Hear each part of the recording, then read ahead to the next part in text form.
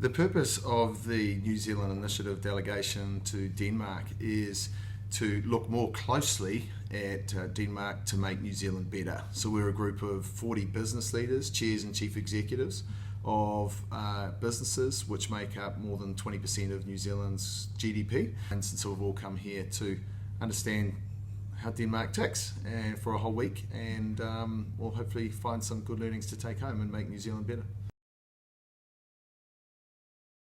Yeah, there's two key areas actually. The first one is the degree of cooperation that organisations have here, both between business and government, but also with citizen groups, whether it was the unions or the municipal government structures, which is far more disaggregated than it is in New Zealand, where it tends to be far more central, even though we have a similar population of 5 million.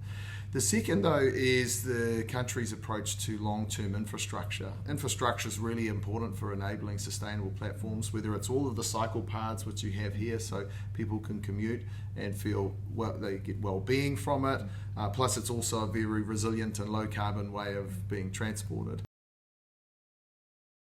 Yeah, well, I think there are. And just for context, in March this year, my company Mercury, or the one I work for, signed an order for 33 turbines with Vestas. So we're looking forward to those.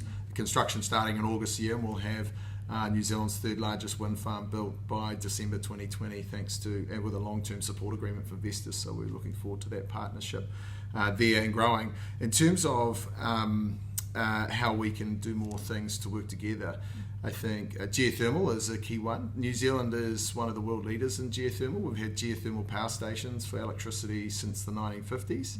And Kiwis, which means a New Zealander, have been around the world on most geothermal sites. There wouldn't be many that have been built without a New Zealander involved at some point. So we do like our geothermal. I think other areas we can cooperate on. We both are really into agriculture and depend on it for our provincial communities and export income.